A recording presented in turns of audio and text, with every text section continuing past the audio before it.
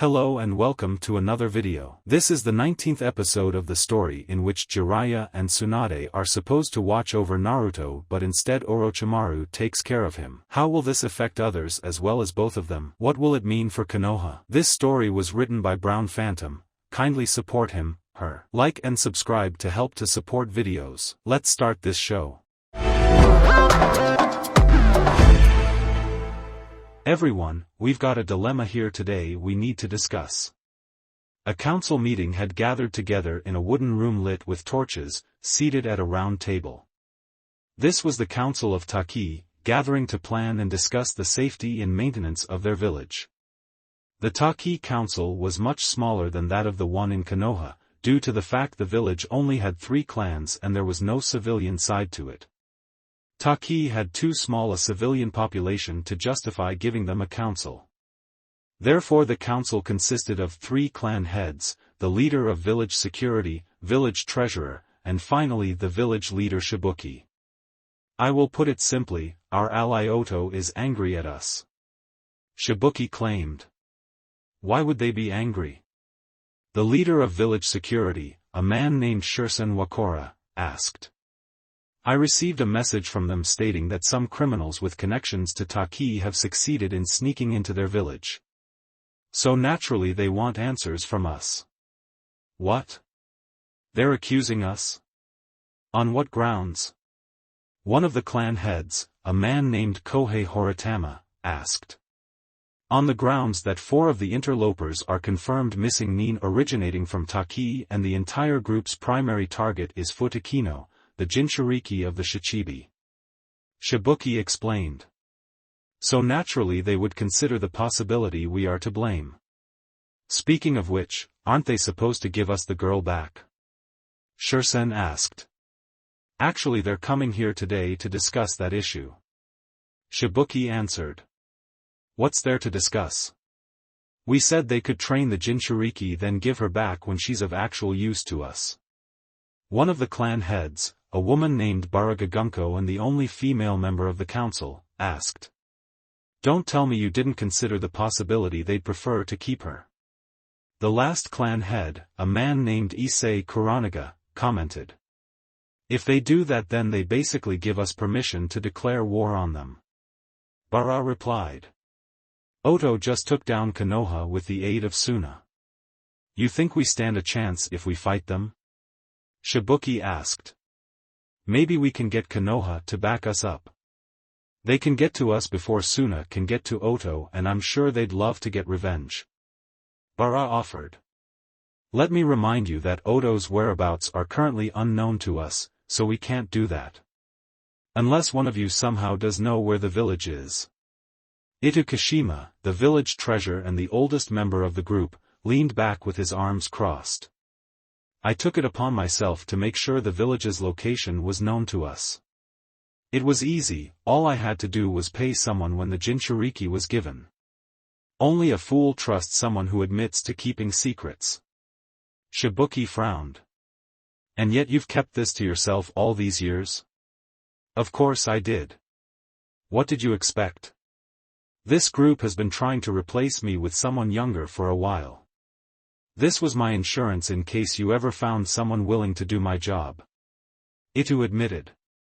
So if we tried to replace you, you'd mention this detail and pretty much use it to ensure your position is secure. Because if we wanted to get the Jinchuriki back we had to keep you in a position of power.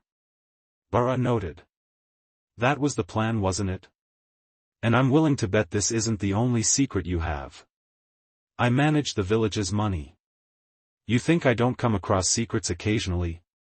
Information is just as valuable as money and with it I can ensure the village is well funded and managed. Ito claimed. You're sounding an awful lot like Kakuzu right now. Shirsen said in a warning tone. Well maybe he had the right idea before he went too far. Ito suggested, getting a lot of angry looks. Oh, don't even think about firing me. You have no one to replace me and without a treasurer who knows what they're doing this village will go broke in less than a month. And I have ways to give out information you don't want leaked. In short, I own this village and I will not give it up. Right now I say it's better to deal with the problems of your absence than the problems of your presence. Shibuki stated. Oh yeah? And what are you going to do about it, you weak little kid? Ita challenged. Shibuki smiled and looked up. You can come out now. Confused, everyone else looked up. They saw nothing, then suddenly they saw a green-haired girl in white appear out of thin air without any smoke or jutsu residue, then land gracefully on the floor. Once she landed, the doors to the meeting room unlocked and opened, and in walked Orochimaru, Minato, and Kurenai, none of them looking happy. What is this? Ito asked, feeling a bit unnerved since this was not part of his security net. Let's just say I strategically misdirected you all here. Shibuki confessed. Otokage-sama wanted to hear what you all would say about Fuchan if you thought you had time to plan against her. And he wanted to see if anyone here would confess to infiltrating his village. Somehow I'm not surprised it's the old man who loves money that's responsible. Orochimaru commented. The Jinchuriki is our property. You have to give her back. Ita shouted, trying to change the subject. Fu held up her left hand, showing her wedding ring. I've got a husband in Oto who's part of an important clan. That means I'm a permanent resident of Oto now. No clan is important enough to keep us from taking you back. Ita threatened. Minato scowled. Her husband is my son. Are you saying the Namikaze are nothing to be afraid of? That certainly bothered everyone. If Minato could kill a large amount of Iwa Nin on his own, he could kill the entire village of Taki all by himself. He doesn't want to kill us, or else he already would. This group wants to bully us into submission. Ita concluded, getting a sense of bravery back now that he felt the other side wouldn't actually try to hurt him. You're not going to kill us. You still want Taki as an ally. Maybe, but we don't want people like you in charge of it. Orochimaru stated. And what gives you the right to dictate how our village is managed? Ito asked, enraged. What gives you the right instead? The snake Sannin countered. I've earned the right. I've kept this village running. I've fought in wars. I can stand up for myself, unlike this sniveling coward who never had to work for anything in his life. He gestured towards Shibuki at that. I am the true leader of Taki. Yet you never once tried to take control until today. Bara said. Until today you've been perfectly fine to stick with your job and let this sniveling coward be the official leader. So why now are you acting up? Because he's threatened by me. Fu claimed. He's used to having control without responsibility, and I'm a factor that throws everything he knows out the window. You shut your mouth, insect. Ito all but shouted. To quote you, what are you going to do about it? Fu taunted with a smile. See this? She put her fingers around her Hittai-8. I'm a kunoichi of Oto. I've sworn loyalty to the Hidden Sound village. You were stupid to believe you could get another village to train me for you and then just take me back. Remember, child, you agreed to the plan. Shursen pointed out. We told you your leaving was not going to be permanent, and if you wanted to be respected when you came back you'd have to be strong. Oh, I know, and when I was a kid all I wanted was to be valued by this village. Fu agreed. But I'm not a kid anymore. I'm a married woman and I will not give up the love I have in Oto to get conditional respect in Taki. You don't have a choice. The terms were you come back once you're a chunin. Shursen argued. The Jinchuriki was intended to be part of our village defense. We've done fine without her up until now, but we won't last long if others start realizing we're no longer the only minor village with a bijou. But she's married into an official clan of Oto, making her a binding member of the village. Orochimaru told him. Unless you're willing to challenge the Namikaze and Uzumaki on this. No one spoke against this. Taki knew the value of a reputation, that was how they had survived for so long, using their reputation to their advantage to prevent most fights before they started. This also meant they kept wise of other reputations too, and the Namikes and Uzumaki were not lacking in that department. So what are you doing then? You just showed up to say you're keeping the Jinchuriki and there's nothing we can do about it? Ito asked, not liking this. Actually, we are here to give you an offer. Orochimaru said with a grin. Fu will fight a jounin of your selection. If she wins she stays in Oto for good, and if your jounin wins she goes to Taki. Do you accept? Why should we? It sounds like you have more to gain than we do. Ito asked. Because this is the only offer you're getting. Refuse, and we go home with Fu, and you all decide whether you're willing to go to war. Over her. Orochimaru told him firmly. Ito glared, then smirked. All right. In an hour you will have this fight. Good. Orochimaru said with a nod, then the group departed. Shursen, arrest Ito. Shinjuku ordered. Yes sir. The head of village security said. What? Ito asked, surprised as Shursen got a paralysis jutsu ready. You can't do this to me. You have confessed to being a danger to the village. Shursen told him, touching the old man and effectively disabling his ability to move for a short while.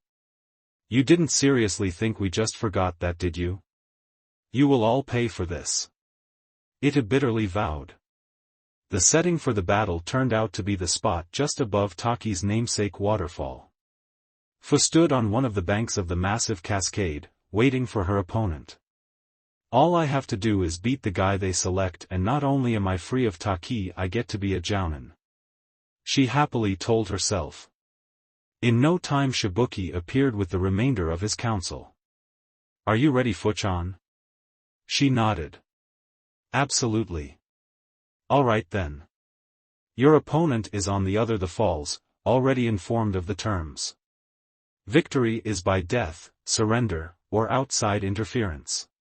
Do you understand? Shibuki asked, and Fu nodded. All right, then best of luck to you. Don't say that. We don't want her to win. Bars complained. What was I supposed to say? Lose? Shibuki asked back, and the council walked away with him. Fu, her opponent, having a hard time seeing them due to the distance and the angle of the sun from behind them. Good, sunlight coming towards me rather than behind me works to my advantage. Easier to reflect back at him. The opponent surprised her by stepping into the water. Not on, in. Likely using chakra to cling to the ground below rather than the surface of the water to avoid being swept away by the current. That was unexpected, but nothing Fu was concerned about. The opponent crossed his arms, and the water around him sprung to life. Tendrils like octopus limbs waved, as if flexing, then they rushed at the green-haired girl. Fu jumped into the air, growing 2 wings and avoiding the initial strike. But the attack didn't end. The water tendrils bent up to grab her from behind, forcing her to maneuver some more. Ninja art hidden in scale powder jutsu. She exhaled a fine powder that caught the sunlight coming towards her, rebounding back at her foe with more force than normal. Her opponent was blinded and blocked their eyes with their arms, even pulling up some water to act as another layer. This gave Fu a chance to actually see them. It was a teen boy somewhere between her and Enko's age, dressed in a blue-green tank top and dark blue pants. He had black hair with some gray behind his hair, and not a particularly muscular build, implying his taijutsu was not his strong suit. I better get him now.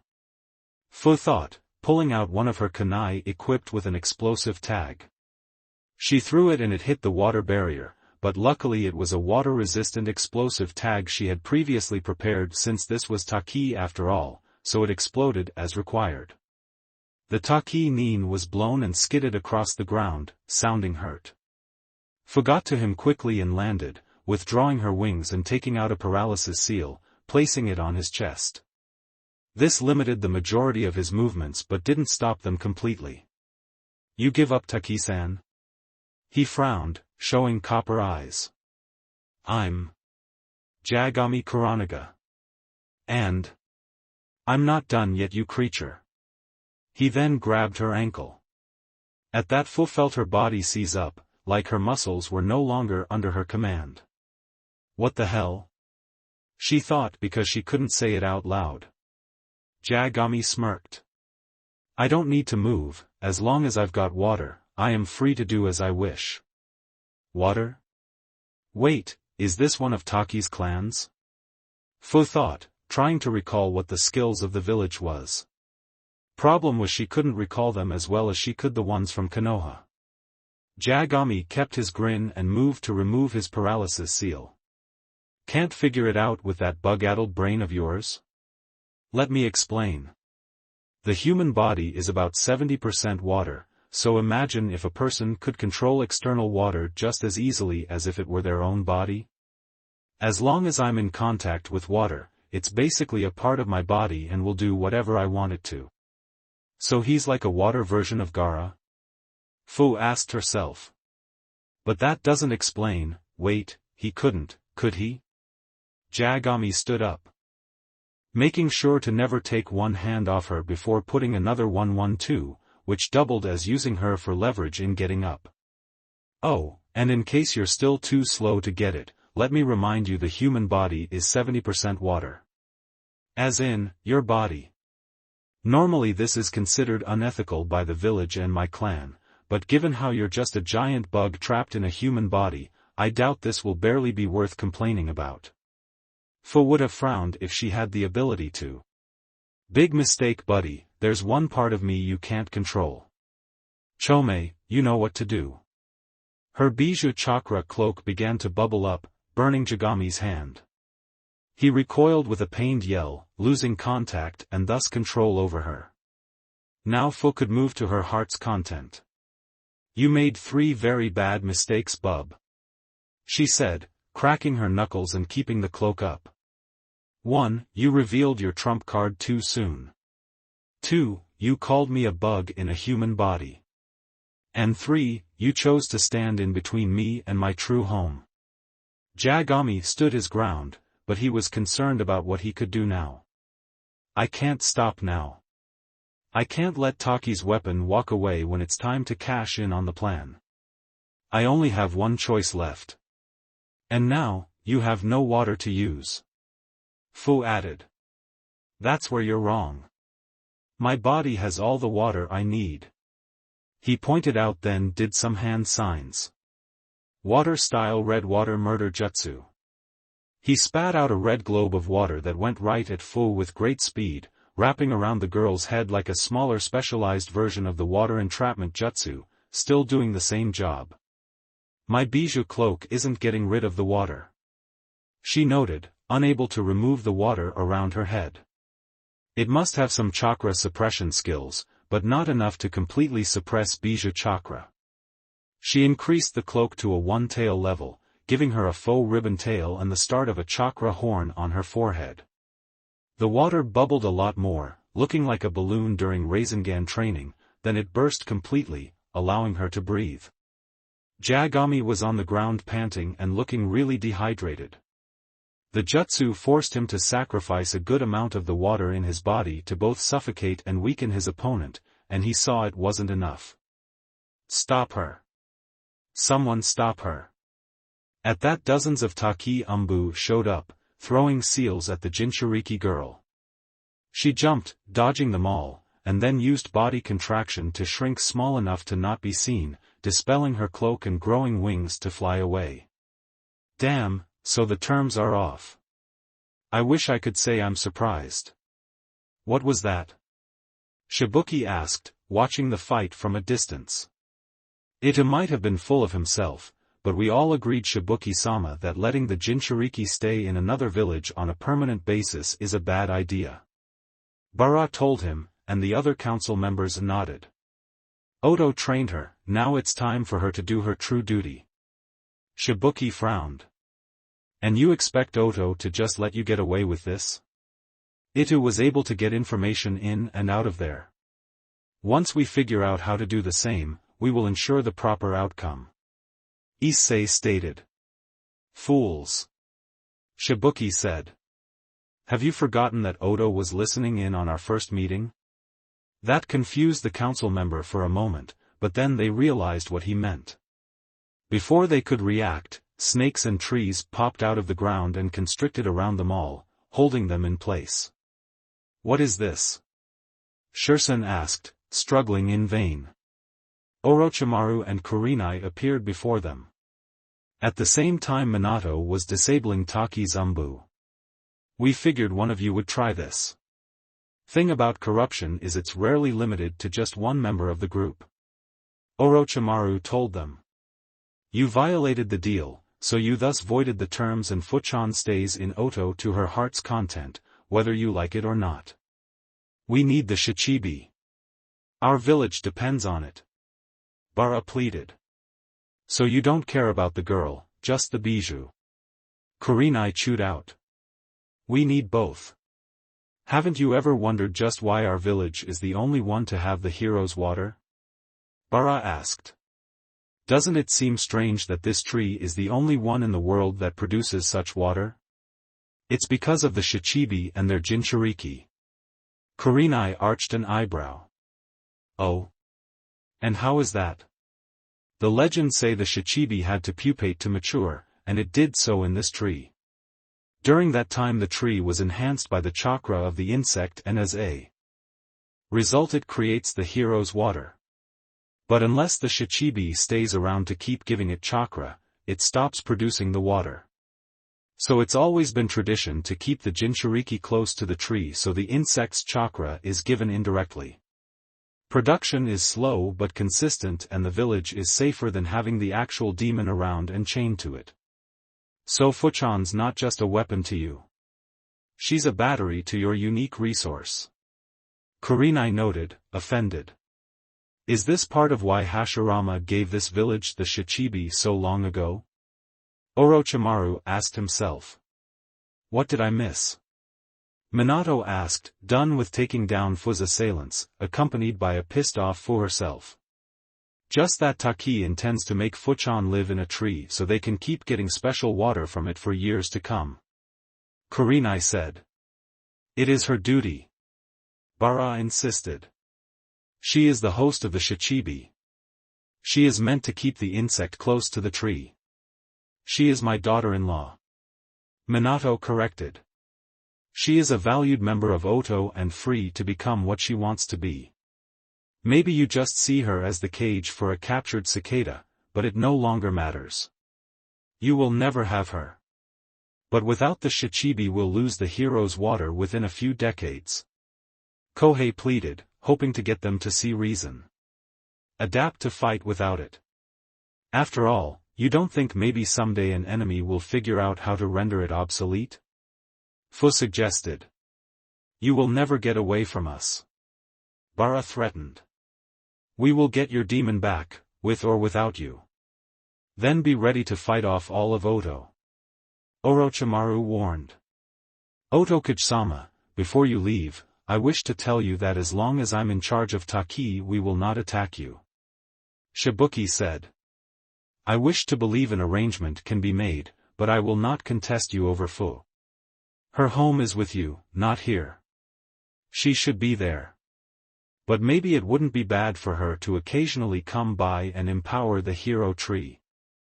I will not say such an idea is forever out of the question, but perhaps if the governing body's mood towards Fu were to change we might be willing to discuss a possibility.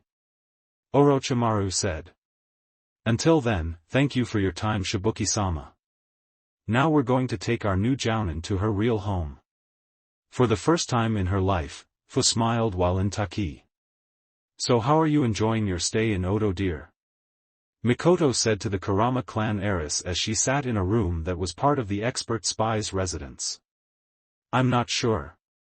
I haven't been able to go outside yet. Yakumo answered, looking out the window. I understand why, but I'm starting to get cabin fever.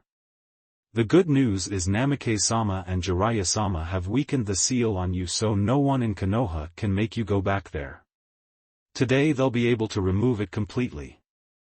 And your uncle is recovering well in the hospital so you can visit him today.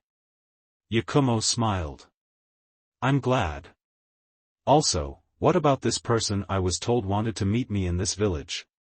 Is it the boy that freed me from the ID demon? No, he doesn't know you're here. Mikoto answered, and saw a somewhat saddened look creep onto the girl's face, making herself grin. Ah, don't be so disappointed.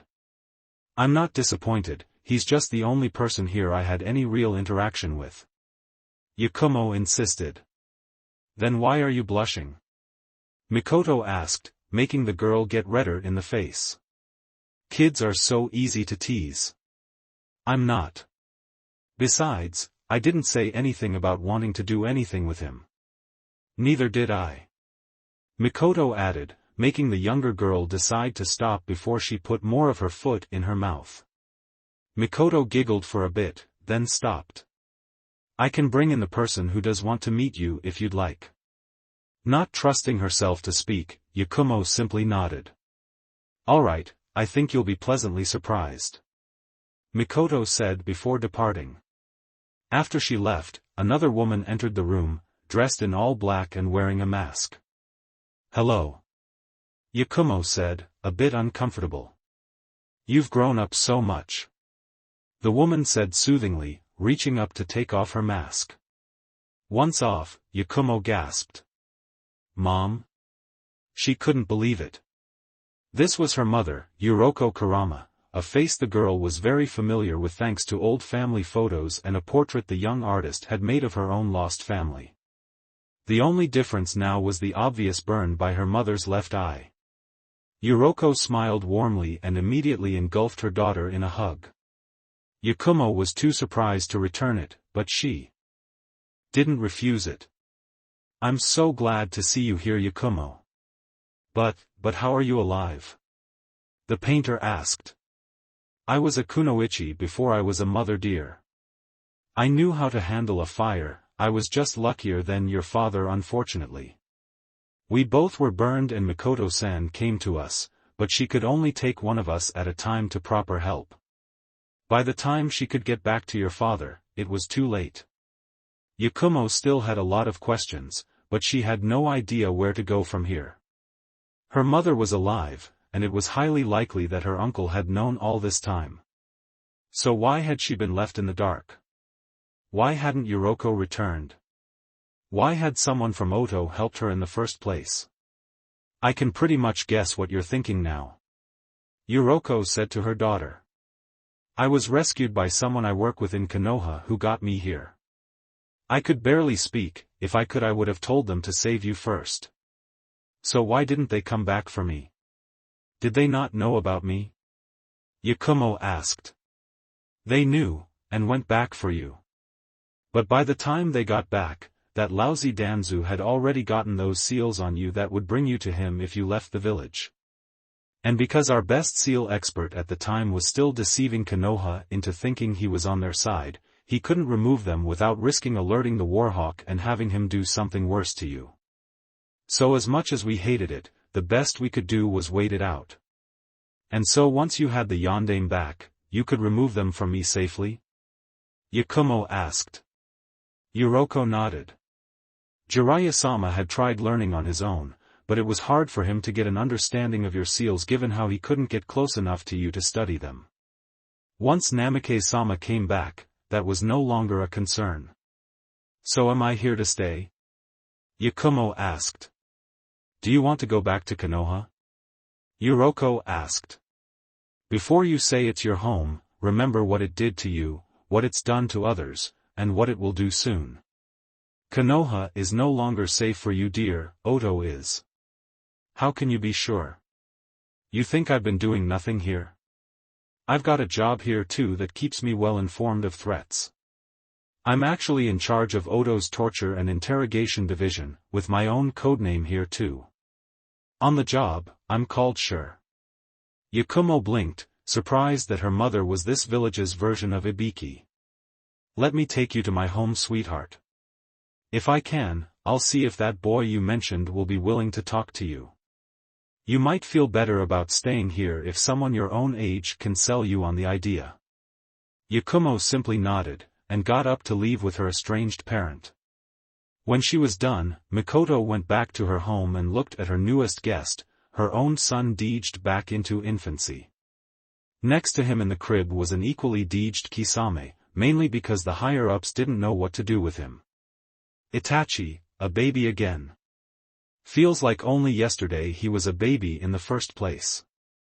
Geez, that is such a mother cliché. She thought, mentally laughing at herself for a moment. What do I do? Do I leave him this way or ask Naruto to return him to normal? She had gone over the pros and cons of both ideas several times, and even now she just could not come up with an answer. Each time she went over the options, it felt like she was just going around in circles. If I leave them as children, they can be raised better this time so they won't be criminals anymore. And Sasuke would hopefully be better than killing a baby just to satisfy some sense of honor. But we don't really know what effect Naruto's age control has on the mind of someone made this young. We assume their brains lose most of the memories, but we can't prove it. What if leaving them like this is mental torture? But if we make them adults, what do we do then? Kill them? Getting no answers, she sighed. Maybe I need a second opinion. She left the room and headed outside, walking down the streets taking the time to let in the sights of Oto. As a village, it was not unlike Konoha in basic appearance. Likely a result of the founders originally being from Konoha, but traces of Kiri architecture were mixed in as well, combined with the local touches of Land of Rice that the builders had put in. After turning a corner she saw not who she was looking for, but someone who could tell her where to look. Hey! She called out to get their attention. Subsonic? Hinata asked, out on a walk with Fu. Naruto wasn't there. With them. I'm off duty so it's just Mikoto at the moment.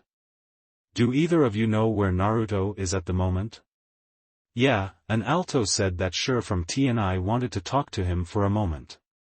Hinata answered. Oh, he's not in trouble, the alto assured him of that. It sounded like Sure just needed to talk to him. Me and her both. Mikoto remarked. Say girls, do either of you know what the mental side effects of his age control are? Fu put her hand on her chin. Not off the top of my head. I think he said that if the aging affects the physical structure of the brain it could in theory have an effect on memory. Hinata stated, only to have her eyes widened for a brief second. Oh wait, that was something Tsunade-sama theorized, not Naruto-kun. But he said when he thought about it he could see that happening. So if I leave my son in infant form, his mind will regress to that of an infant. And returning him to his original age might not undo the process. Mikoto thought out not stating anything or asking anything, just getting the thought out there. So that's been bothering you? Hinata asked, only to shrug. Well Mikoto-san, I might be a bit biased in this, but given who your son grew up to be, personally I'd be grateful for this chance to start over with him. And he's been an infant for how long now? Fu added in. Maybe it's already too late. I didn't think of that. Mikoto thought, then after a moment she sighed. You're probably right girls. Maybe it would be better to just let Itachi grow up all over again. Maybe this time I can be a good mother. It's not your fault he became a criminal Mikoto-san. Remember the Hokage and those geezers pushed him to do everything. Hinata claimed. Yes, but he still chose to do it. Even if he believed it was wrong, he still chose to listen to them. Itachi might not have been as spoiled as Sasuke, but in the end he decided he'd rather be the bad guy than fight the bad guys. I feel I have to teach him better this time. Speaking of which, when are you going to go see your other son? Fu asked. In a week. My assistants in Konoha are closing up everything they have in Konoha so they can leave either way when it's time. With Konoha pretty much subdued, we should focus our attention towards Akatsuki and if any of the other villages want to do something about us. Konoha will still be a risk, even more so if we're not paying attention to it. Hinata pointed out. We'll be checking on it from time to time. We just have the luxury of not needing full-time spies anymore. Hi Shiro-sama, what's up? Naruto asked as he saw the head of the Oto torture and interrogation department in her office. And she wasn't alone. Hi there too. Hey, don't I know you from somewhere? Yakumo was wide-eyed but didn't say anything, surprised that she was seeing the boy who beat her ID demon again. Thanks for showing up, Naruto. Yoroko said at her desk. I'd like you to meet my daughter Yakumo. Yakumo. Naruto repeated, the name familiar to him, and then he placed it. Oh yeah, weren't you the girl I faced in the prelims? She nodded. How's your head been since then? Yoroko gave the boy a dark look at that, making him nervous.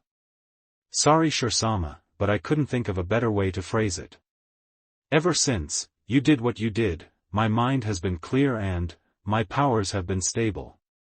Yakumo said, having a hard time looking at him. Are you afraid of me? He asked. Yakumo did not answer. My daughter was never able to truly socialize back in Konoha, and her team wasn't exactly an interactive one from what I'm told. She's not afraid, just shy. Yoroko said on her daughter's behalf. He nodded. So why am I here exactly? My daughter has recently moved here from Konoha due to the village not being a safe place for her anymore. In the past we couldn't bring her here without risking her life, but thanks to your father that was fixed.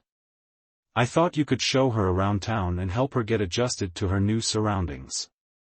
You're the only one besides myself she's had any positive interaction with already, and you do have a way of making women feel at ease around you after all. She finished with a light-hearted chuckle. Naruto shrugged. Alright, but if the girls get upset about this I'm telling them it was all your idea. Yoroko chuckled more. Your girlfriends don't stand a chance at scaring me. Then you won't mind if I tell Fu your address. Naruto said, then turned to Yakumo. You want to go walk around? Feeling she wasn't supposed to say no, Yakumo nodded and left with Naruto. I might be sleeping in my office for a night or two if that girl does anything to my house. Yoroko thought, picturing Fu setting up all sorts of traps. When Yakumo came to Oto, it had been night so she didn't really get a good look at it. Seeing it in the daylight showed that it was a rather normal-looking town. With the exception of the surrounding walls and watchtowers, there was virtually nothing that made it look like a ninja village. Let me guess, you were expecting something more sinister from the village that attacked Konoha, right? Naruto asked, seeing her disbelieving face. No, not sinister. I don't really know what I expected this place to look like. She confessed. Why is it called Oto anyway? How can you hide a village in sound? It's got a lot to do with our defense system mostly. Another part is to throw our enemies off. With Konoha you know to look for a forest and Suna you know to look for a desert. How exactly do you go looking for sound? Yakumo nodded. I see. Well, I've never had to give a tour so I don't know what to show you. Anything you liked back in Konoha? He asked. The painter shrugged half-heartedly. I didn't really get out much. If I wasn't on a mission I was happy to stay home. But I do like natural surroundings and colorful places. They inspire me to make my art. My first thought is one of our parks, but I know a better place. Naruto said. Where? She asked. He smiled. It's a surprise.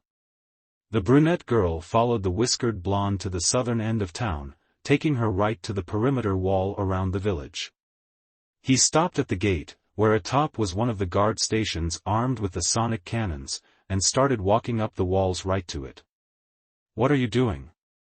Yakumo asked, not expecting this. Come on up, you'll like what you see. He said. Nervous, but trusting him, she started going up the wall too. They got to the top and stood by the sonic cannon. But of course right there was Jirobo standing with his arms crossed, having been alerted by some security seals Jiraiya had in place to signal him if anyone tried using chakra to climb the wall within the southern region. "What are you two doing here?" "Hi Jirobo. I'm just showing my new friend Yakumo-chan here around Oto." Naruto greeted, familiar with the largest member of the Sound Five even if not as much as he was with Taiyuya. Yakumo put her hands together and bowed. "Hello good sir, I am Yakumo Kurama. It's a pleasure to make your acquaintance." Jirobo smiled. "Finally, a polite lady. Is she one of your wives Naruto?" Yakumo's eyes popped open at that but the rest of her face remained the same, but now colored red. "Oh no, she's just new to the area and I'm sort of her tour guide. She's Shirsama's missing daughter." "Oh, sure. Well then, make yourselves comfortable you two. I'll be back to my lunch if that's okay. Sorry for disturbing you," Yakumo said. Jirobo gave another smile. "I'm starting to like this girl. So what did you bring her to see?" "The view," Naruto answered. Yakumo then looked out over the wall, seeing the landscape that was south of Oto.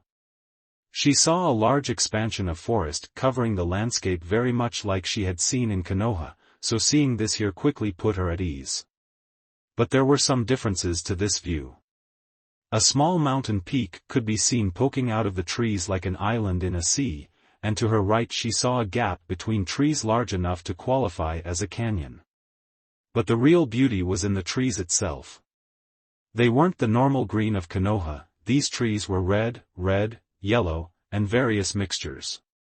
It was rather beautiful to look at. "Quite a sight isn't it?" Naruto said to the shy girl. "This is the Iron-Aki forest, so named because the trees look like they're in an eternal autumn. One of my favorite places to train in because it's the only place in the world where orange actually is a perfect camouflage color. I've never seen trees like this. The forests of Konoha are all evergreen. The Shodai Hokage created them to withstand even the harshest winter and stay flourishing." Yakumo noted, taking in the display of color before her that was daring her to capture it on canvas. "Well, not to diss the Shodai or anything, but Konoha doesn't exactly get harsh winters now." "Does it?" Naruto replied. Right away Yakumo took out her sketchpad and pencil and worked on sketching what she saw, starting with the canopy tops. "You're doing a black and white picture of this place?" Naruto asked, not expecting that. "I want to make a painting that does this site justice. Here I can get the design right too I can get it onto a canvas at my convenience then come back to add in the coloring. Plus this way gives me time to find the time of day with the best lighting to really bring out the colors," she said, keeping her eyes on her sketchpad and the forest. Naruto smiled. "Not so shy when in your comfort zone, are you?" "I used to be shy even then, back before you did what you did," she replied, not sure how else to phrase. She paused for a bit, tapping the sketchpad with the end of her pencil as she tried to think of what to say next. "Why did you do that to me anyway if you were just going to invade? We weren't there to destroy Konoha, just take a few corrupt people out of power and let Konoha decide who should take their place. Hopefully now they know not to just put new corrupt people in power instead. What if they do? What if all your village did was make Konoha angry and want revenge?" Yakumo asked, going back to her drawing. "Then Konoha made its choice regarding whether or not it cares anymore about what its founders intended for it and will have to deal with the consequences," the whiskered blonde said, rather sagely at that in fact. However, Yakumo wasn't exactly sympathetic to his answer. "What was your name again?" "Naruto." "Naruto, I think you and Oto forgot one important thing when you came up with this plan. People change over time. People, villages, cultures, we all change as we get older and experience new things. Be it for good or bad, change is inevitable. Maybe Konoha no longer is what it was when it first started out, but it was never meant to stay that way forever. It was meant to adapt and become something else. Change is going to happen, but what your village did, it's like you're saying Konoha was never supposed to change and it should be ashamed of itself for doing so. That was not a good message to get across. You're right, that wouldn't be. But that wasn't the message or the point. He countered calmly, leaning back a little to relax more. I agree with you that change is going to happen for good or bad and Konoha can't remain static. Someday Oto isn't going to be what it is today, it could get better or it could become deserving of invasion itself along the lines. The problem is that with change comes consequence. Konoha thought it could get away with avoiding the consequences of its own changes. How do you know that? She challenged. Several things. For starters, the Sandaime tries to get Suna to destroy itself by scaring the Kazekage into treating a Jinchuriki like a savage. That means he thought he could get away with destroying an ally to the village who would have been a great deal of help in a possible future war, all to make some extra money right away. He chose short-term money over long-term allegiance and thought he could get away with it. So what did Suna do when Konoha actually needed help to fight someone off? The painter girl said nothing, remembering that Suna had helped Oto in the invasion. Now she had an idea as to why. Another reason comes from when I was born. Not long after that, the head of the Uchiha tried a genjutsu over the whole village to get them to try and hate me. Now, as a genjutsu expert yourself, tell me, how would a genjutsu like that actually work? Well, for starters, when you spread a single genjutsu over multiple targets it doesn't work as simple as it sounds. Yakumo started, moving to start drawing in the mountain peak. Let's use my art for comparison. For quick results I have to use simple pictures that get the job done without complication but are thus considered low quality. More effective results require me to put in more time and effort into making it have more solid applications to the target, but of course that requires me to have the luxury of preparing the genjutsu ahead of time. Alright, now with that, tell me what it means when one man tries a genjutsu over a village to make them think one way. Naruto asked. Yakumo thought it over. Well, I doubt he had much time to do so for the best results, and even then spreading a genjutsu over a whole village all at once would stretch it so thin that the only way it could work was to make it as simple as possible. Unless somehow the Sharingan adds in a factor I don't know about, the only way such a genjutsu could work was if it didn't put an idea into people's heads, but... She paused as the implication hit her, making her feel a bit disturbed. It made people more willing to act on an idea they already had. Naruto nodded. Meaning the people of Konoha had already decided to hate me and all he did was make them feel less guilty about it than they already did. He frowned a bit. My parents died to save that village, and Konoha's idea of being grateful was to make me wish I had died instead of them. Assuming I had stayed there longer than 3 years, of course. This just means you're biased regarding Konoha. Yakumo proclaimed. Yes, I'm biased, I admit that. But it means more than that. It means Konoha takes its leaders for granted. You heard a lot about how great the Yondaime was back when you were growing up. But did anyone ever actually tell you anything about him? They said he saved us from Iwa and the Kyuubi. Yakumo answered. And? Naruto probed. Yakumo arched an eyebrow, and quickly realized she had nothing else to say. Well, that doesn't prove they took him for granted. They liked what he did, they didn't respect him. If they did, they wouldn't be willing to ignore his dying request and have so little guilt over it that a stretched genjutsu would kill it off. They praise him for his successes, but once he was gone and they no longer had to be nice to him, they showed how little they actually cared about him. And if you still don't believe me, in the academy did they ever teach you what the Yondaime believed or fought for? Yakumo thought back, remembering any lessons on Minato Namikaze she had. After thinking past the list of accomplishments, she found she couldn't remember a single time anyone had ever actually described him as a person. No one said what he believed, what he had hoped to do, or why he even wanted to be Hokage in the first place. All anyone ever talked about was his victories. It was like everything else about him, just wasn't worth remembering. Okay, maybe Konoha did take the yondaime for granted. But that alone doesn't mean Konoha was changing in a bad way. Yakumo, when a fire starts, how much of the house has to burn before you decide to start putting it out? Naruto asked. Yakumo frowned and put down her sketchpad, the drawing well done but incomplete. She gave him an ugly look, one that could compare to the looks Hinata had given the Hyuga in Konoha.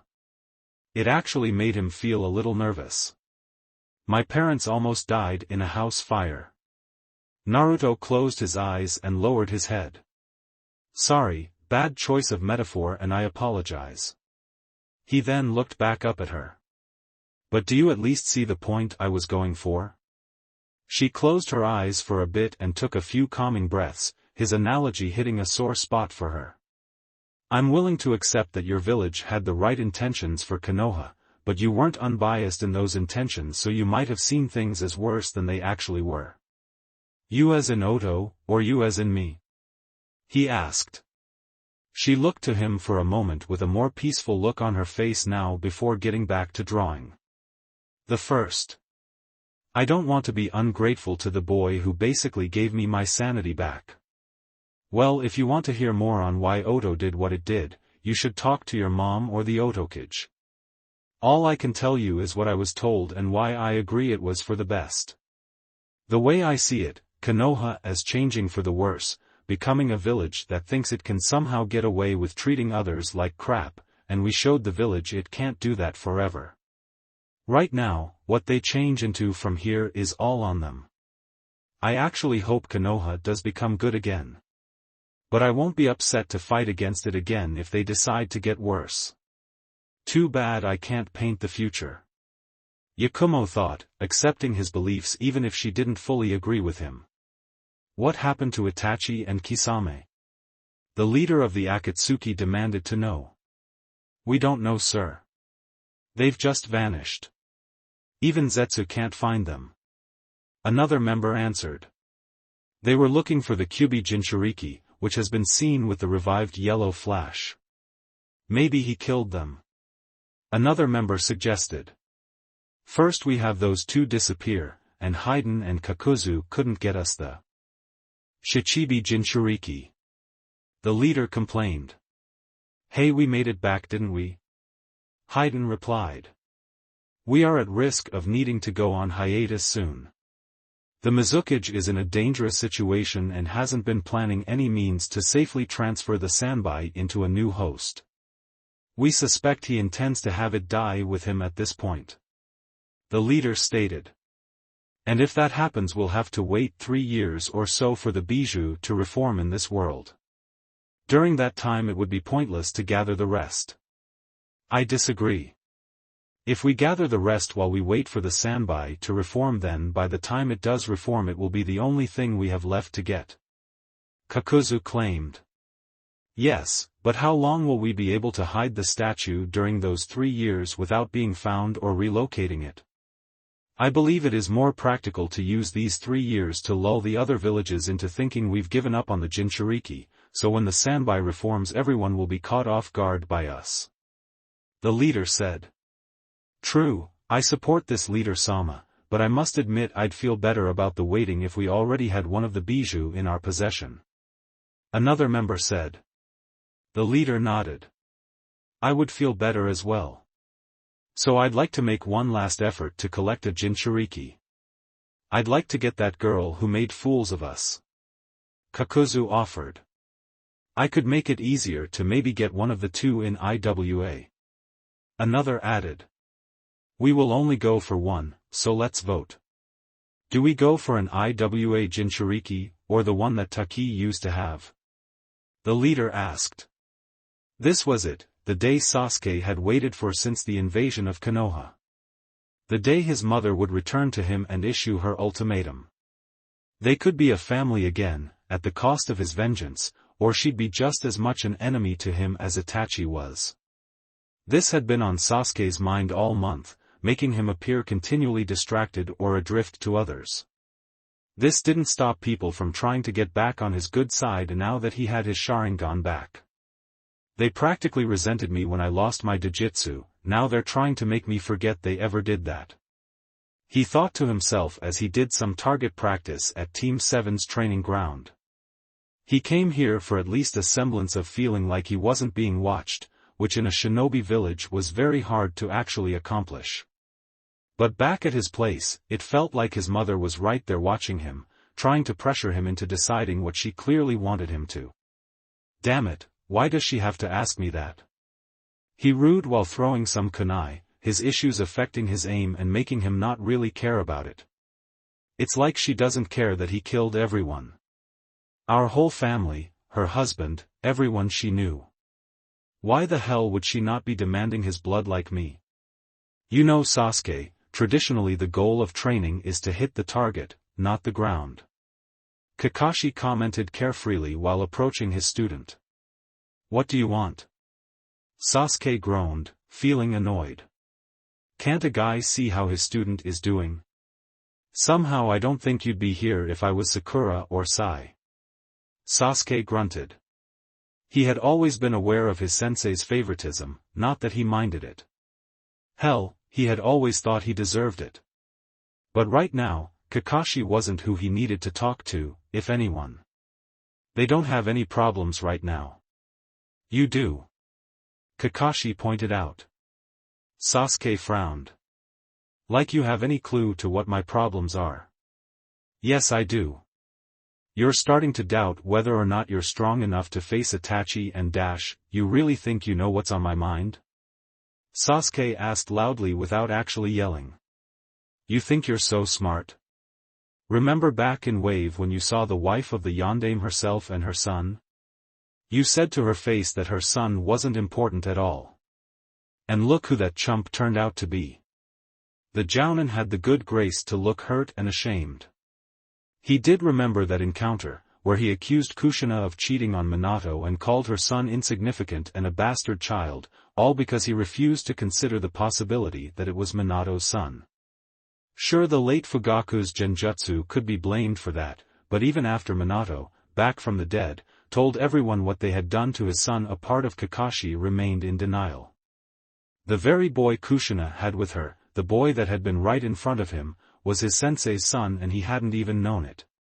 For the past month since the invasion. And Konoha's proverbial ass-kicking, Kakashi had sequestered himself, throwing himself into his work and his porn while ignoring others as much as possible, all so he could deal with his inner turmoils. Or more accurately, deny them. He didn't want to believe that Naruto had been Minato's son. He didn't want to believe that Konoha had abused the boy to the point he sought safety in another village entirely. He didn't want to believe that Minato would choose another village over Konoha, over him. It went against everything he wanted to believe. But the evidence was damning, and if Kakashi could be so wrong on something he wanted to be right on, what else was he wrong about? Had there actually been a way to save Rin? Did his sensei not respect him as much as Kakashi assumed? Was he honoring Obito the wrong way this whole time? We're not talking about me, Sasuke, we're talking about you. He said, trying to get back on track. No, you're talking about me. I'm not talking at all. Sasuke said before turning around to leave. Acting quickly, Kakashi threw out some mana wire and bound Sasuke, which also resulted in him falling on his face. The Jounin maneuvered his student to look up, then stood over him. Sasuke, whether you like it or not, this is something you need to hear. You lost the Sharingan once, you're afraid you could lose it again. And if that can happen, then how can you beat your brother? Kakashi started. Did you ever consider maybe, not going after him? Sasuke blinked. Why would I do that? Mom said she had people here working with her and keeping an eye on me for her. Was he one of them this whole time? The young Uchiha asked himself. Itachi is powerful, but he's still a man. He's going to die someday like anyone else, be it at your hands or another. For all you know, he's already dead. Would it really be so bad if Itachi died without it being at your hands? Sasuke frowned. But then my clan wouldn't be avenged. Do they need to be avenged? Kakashi challenged. For years you've been acting like the Uchiha have lost no honor or status at all. Like they lost only numbers but nothing else, so if that's the case then there's no lost honor to avenge. Which is it, Sasuke? Have you been lying all these years?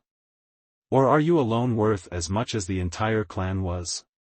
Sasuke didn't answer, mostly out of stubbornness but partly because he honestly wasn't sure what the right answer was. Was he truly that delusional? Or was he truly that arrogant? Either way, Sasuke, maybe you should just let it go. Kakashi continued. Yes, everyone you knew is dead, but killing Itachi won't bring them back. And there's nothing stopping you from getting close to other people. And don't give me any excuse about doing so would put them at risk with Itachi. Your brother hasn't shown up for over 6 years. I think if he was going to come back for you he would have done so by now. What am I supposed to do? Pretend that night never happened? Let Itachi get away with it? Sasuke asked, not just for Kakashi but for his mother, even though she couldn't answer him right then. Have something else to live for. Don't act like killing Itachi is the end-all be-all of your life.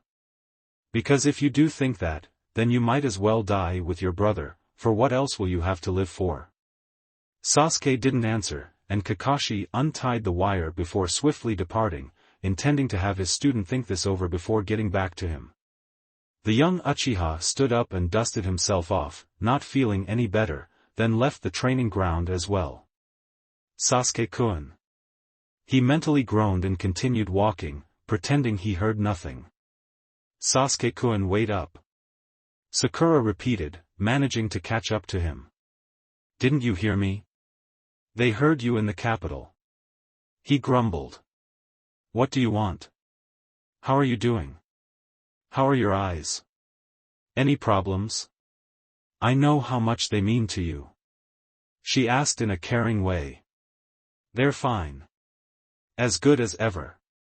He replied. Sakura smiled. Great. Is it true you also got to become a chunin? Sasuke frowned. They offered, but I turned it down. Sakura lost her smile, replacing it with surprise. What? Why would you do that, Sasuke-kun? Sakura, I didn't earn it. None of us got to the finals. None of us are strong enough to be chunin. You are. The Pinkette protested. You were the top of the class. A class we haven't been in for about a year. He reminded her. They were insulting me.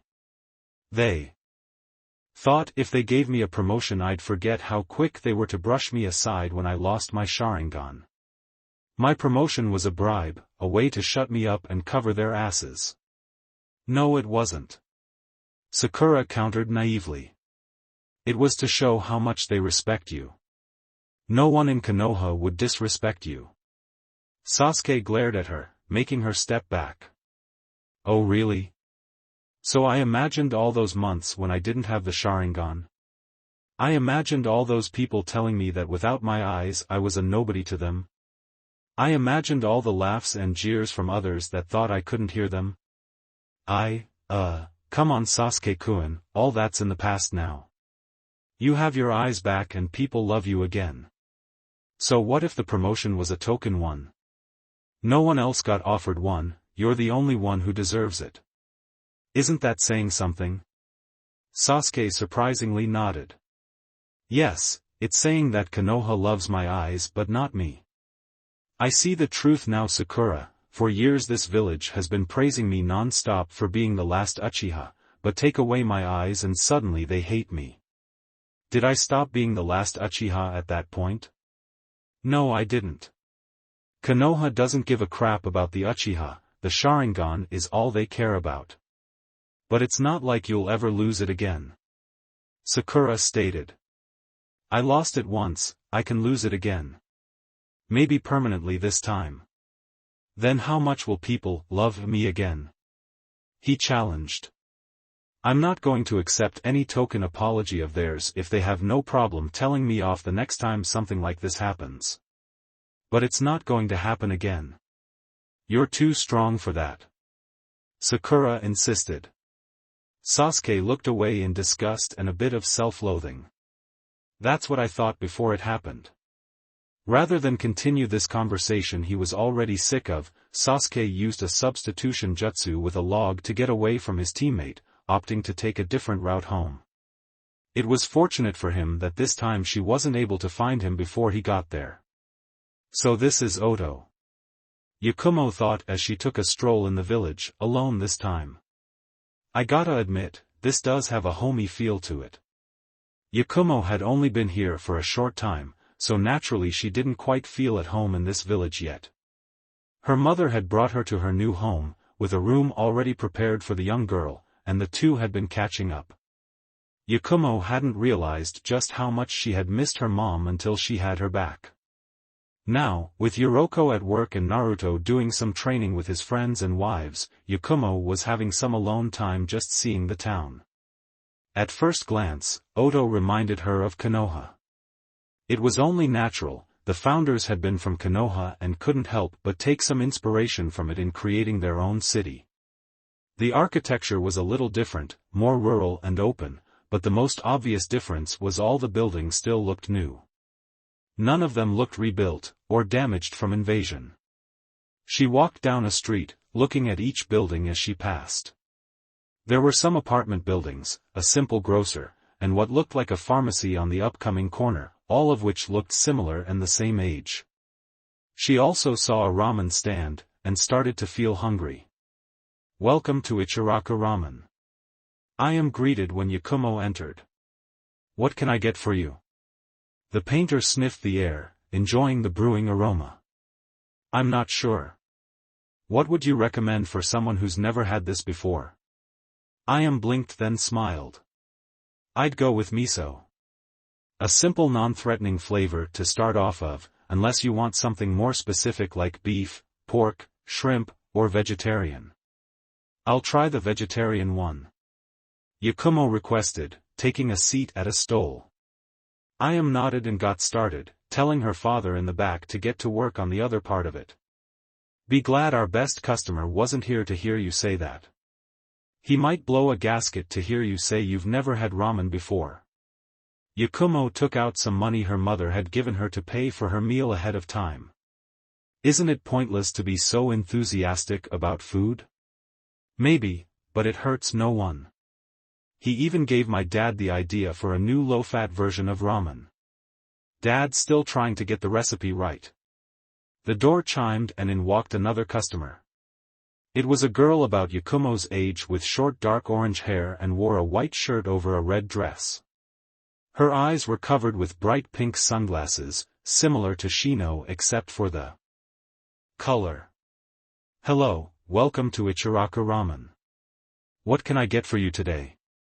I am greeted as the new girl took a stool at the counter, with only one separating her from Yakumo. I'll have some shrimp ramen thank you. I am nodded and went to the back room to help her father work on the extra order. Yakumo looked to the other girl. Hi, I'm Yakumo. I'm kinda new to town. The other girl looked at her for a bit in a way that would probably bother others, however thanks to having Shino as a teammate the painter was unfazed. I'm Takeo, and what do you mean new to town? I mean I just moved here from somewhere else. Oh, not something you'd expect in a ninja village. Are you a ninja? Yakumo asked. Takeo shook her head. Not yet, I didn't pass last year but this year I will. As long as I get assigned decent partners for once. She then rubbed her right temple, as if she was getting a bit of a headache. So what's there to do in Oto? Yakumo asked. You know how to roller skate? Takeo asked, and Yakumo shook her head. You willing to learn? Hello everyone, welcome to my humble home. The Wind Daimyo said to his guests. Standing next to him was his teenage son, dressed formally but appropriate for the desert heat. Humble's not a word I would use to describe this place. The Kazekage greeted back, leading the group into the ivory stone palace. The fountains here have more water than a single house in Suna uses in a week. Ah Raza, still got that dry wood I see. The daimyo replied, trying not to be annoyed. Wow, it really is you. The prince said with excitement as he approached the one guest he actually wanted to see. I can't believe my eyes. The actual yellow flash of Konoha, right here in my house and back from the dead. You truly are the greatest Kage ever. Please, be careful of the flattery when your own Kage is right here. Minato replied with a friendly smile. Oh, it's fine. Besides, you're my guest here, it would be rude to not be polite. The daimyo stated on his son's behalf, then looked over the others. And who are the rest? I am Orochimaru, the leader of Otogakure. With me are my former teammates Jiraiya and Tsunade. I believe I told you we'd be here in our request for an audience. The daimyo nodded. Yes, I remember. But if you'll pardon me, the Yondaime Hokage kind of stood out more compared to the other names on the list. I'm not the Hokage anymore, and I wish to have no affiliation with Konoha again. Minato claimed. In fact, this is part of why we wished to speak with you. Oh really? Well, let's take a seat and discuss this matter. The royal figure led them all to his throne room where the servants soon brought out an ornate table and some chairs and tea. Everyone sat down, Raza and Minato on one side with the Sannin on the other, the daimyo naturally taking the head of the table, his son next to him. From what I've heard, Suna and Konoha have been allies for quite some time. The daimyo started. I was quite surprised to hear that Suna had attacked the Leaf Village with the aid of another that I've never heard of. Of course that surprise faded when I heard the Yellow Flash was involved and deserted Konoha. I presume you're here to tell me your side of the story? In a way, but not out of some need to justify ourselves. Raza answered. Why not? You betrayed your ally. How can you justify that? The prince asked in a clearly accusing way. Ally? They tried to destroy Suna, and this dynasty was willing to help them. If anything, I am the victim here. Daimyo-sama, he is not wrong. Orochimaru added in, knowing the ruler would be quick to dismiss the Kazekage's claim. The Sandaime Hokage had been trying to get Suna's Jinchuriki to go insane and destroy the village from within. It's only thanks to us getting to him first that Kazekage-sama didn't let that happen. And if you don't mind me asking, are the claims that you've been sending more business to Konoha true? Minato asked. Don't you realize how impractical it is to do that on a regular basis? Once in a while is one thing, but 9 out of 10 times is costing you more than you're saving. I prefer to think of it as investing in the return of the Hiration. The daimyo claimed simply. To what end? If Konoha had managed to recreate it, did you think Konoha would give it to Suna? Jiraiya asked. When the time came I would have reminded them of all the generosity I've given them and persuaded them to return the favor. Minato frowned. You were trying to buy the jutsu? The daimyo looked up for a moment. I suppose you could call it that, yes. And if Suna had gone bankrupt, who would have been left to use it? Raza asked. Me. The prince piped up. This was never for Suna, I wanted the Hiration for myself. Yourself? Minato repeated. Are you a ninja? No, and I don't want to be.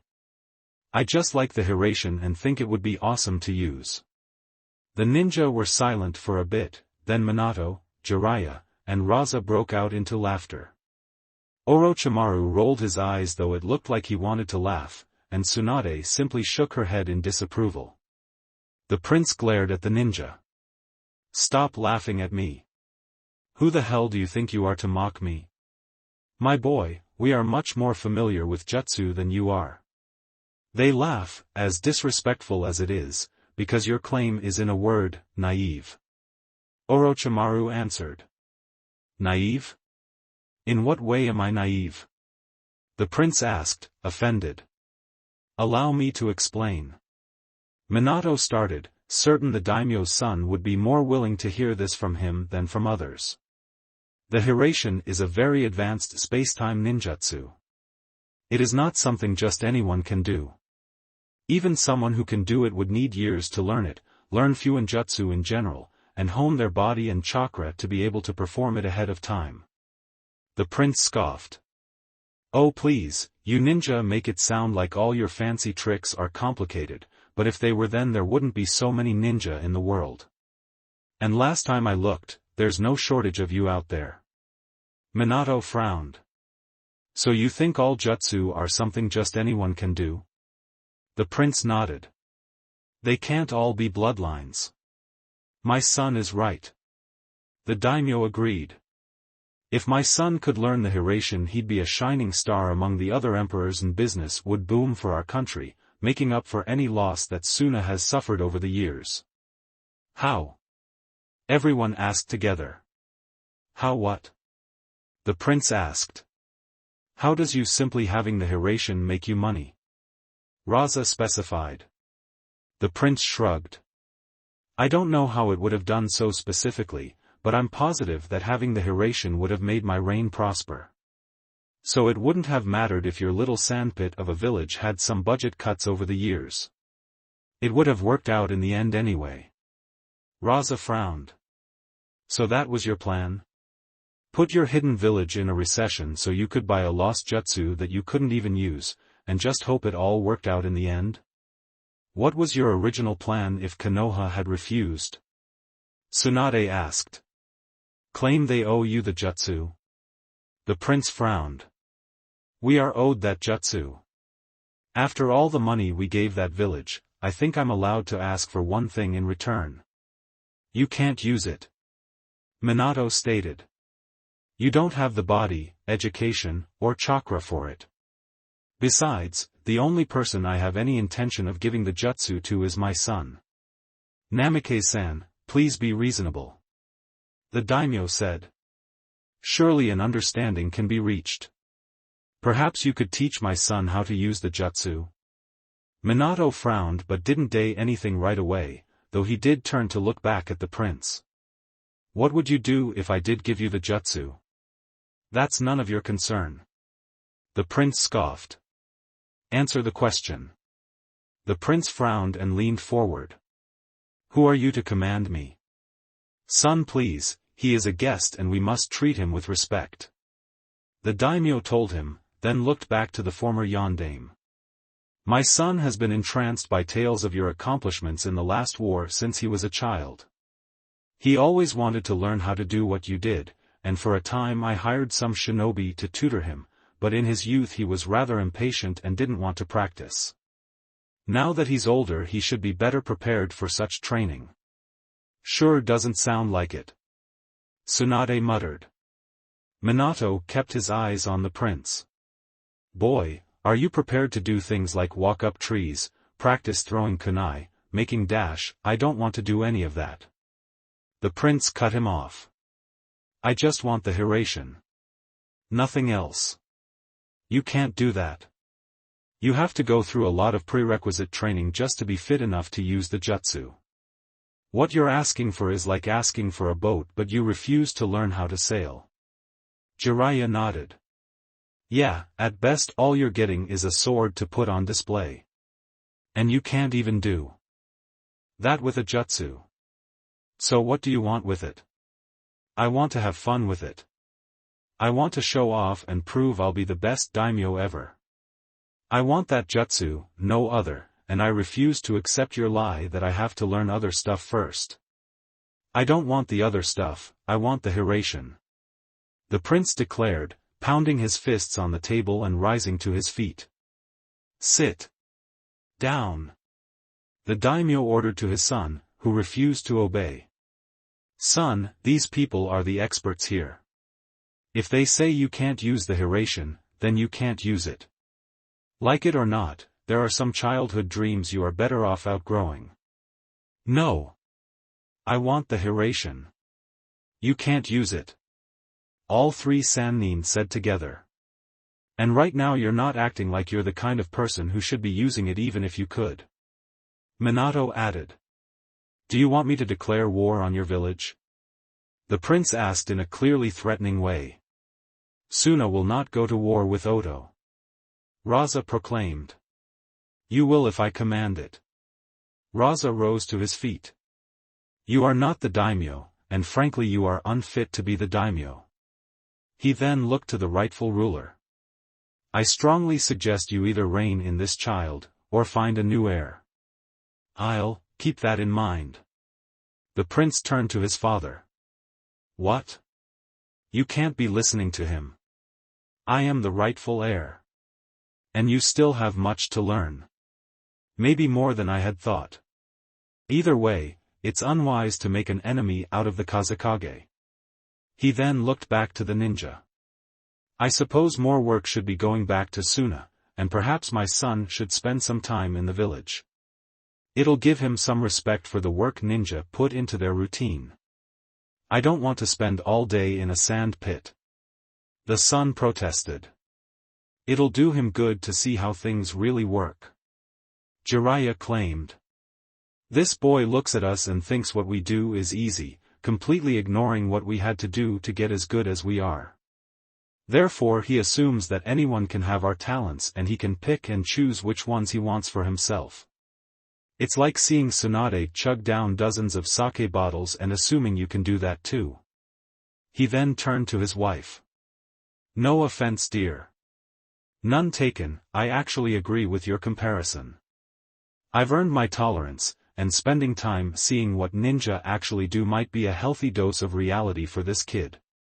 I'm not going to that village. The prince repeated. Why don't you leave? We need to discuss real business. Raza stated. The prince looked to his father for support, but the daimyo shook his head. Son, that would be best. With an offended huff, the prince left the room. I apologize. I suppose some children just take longer to grow up than others. The daimyo apologized. So, what kind of agreement can we come to? The sun had set and the umbu with night shifts were out patrolling the village to keep people safe. Sasuke sat in his bedroom looking out the window, as if to gaze at the moon, but he was really looking for something else. More specifically, someone else. Has this been a good month to you, son? Only somewhat startled, Sasuke looked at the doorway to his bedroom to see his mother, unmasked, standing there, looking at him both with care and with caution. I was wondering if you had been bluffing. Sasuke told her, trying to hide how glad he was that she had come back. I never bluff, Sasuke. Any threat you make, no matter how significant or insignificant, never bother making it at all if you're not willing to carry it out. She replied. Have you decided? I have to ask you something first. Sasuke claimed. Why the hell don't you want Itachi dead? He's my son. What mother would want her son dead? Mikoto replied. Sasuke frowned. But he killed our family. He killed my father. And which are you more upset about? Mikoto asked. Sasuke blinked, then raised an eyebrow. What do you mean? What angers you more? That Itachi killed the clan, or that he killed your father? Both anger me. Mikoto narrowed her eyes. And which one angers you more? Which one are you truly trying to avenge? What's the difference, Mom? What are you trying to say? Sasuke asked, getting angry but not wanting to turn her against him.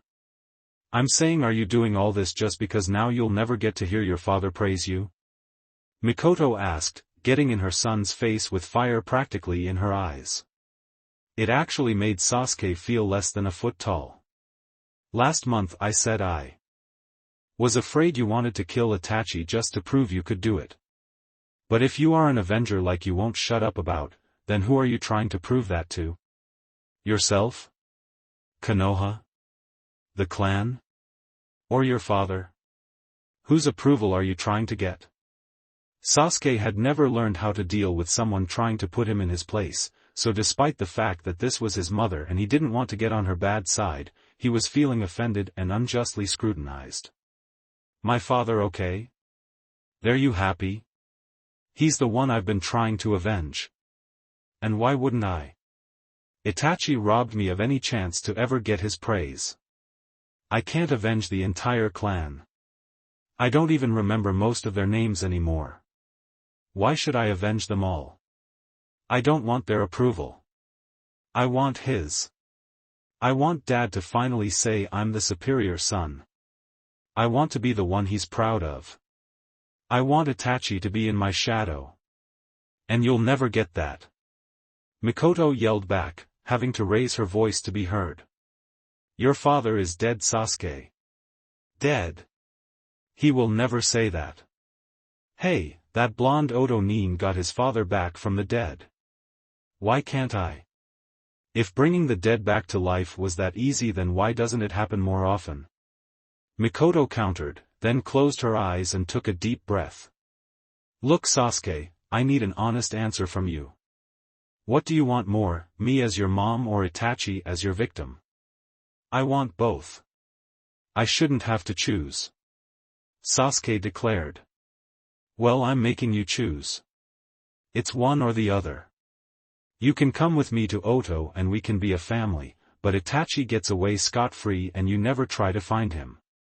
Or you can stay here in Konoha and keep trying to make your father's ghost happy, but you will lose me forever. You don't get to have both, Sasuke. Why not? Why do you and Dad like Itachi more than me? That is not what this is about. Sasuke clenched a fist, as if he wanted to slug his mother. Yes, it is. You like him more than me. Why else would you want him to live? I told you already. He's my son too. You're not the only one. Mikoto argued. Well, if you really loved me like a mother should, then you wouldn't have hidden from me for years and you'd be trying to help me kill him. Sasuke proclaimed, stomping his foot for emphasis. You had plenty of chances to tell me who you were, and you didn't. Don't bother telling me you couldn't, because you could. You stayed away because you wanted to. You don't really love me, you just feel guilty for everything and you're trying this dumbass way to make up for it. Well, you know what? I don't need you anymore, Mom.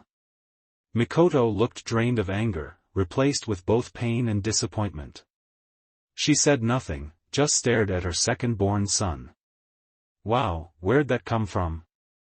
Sasuke asked himself, making sure not to visibly show any uncertainty.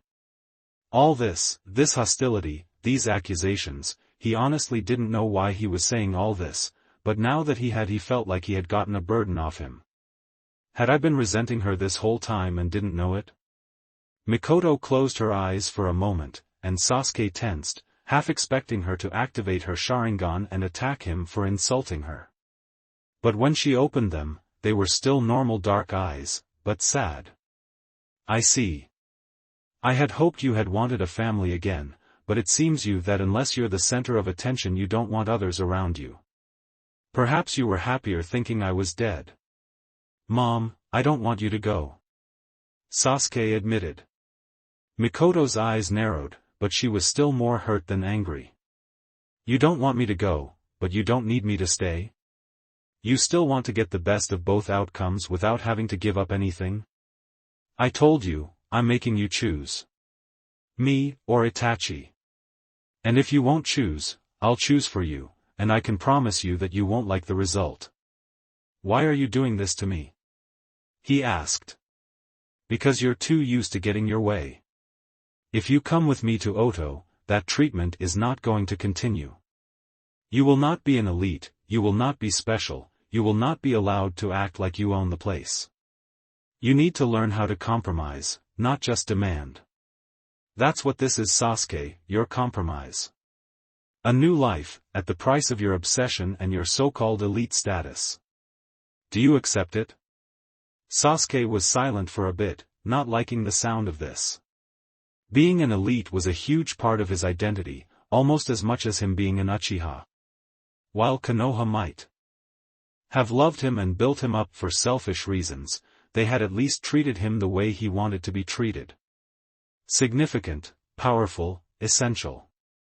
They had shown their true colors, they valued him only circumstantially, but they did value him and would help him reach his full potential.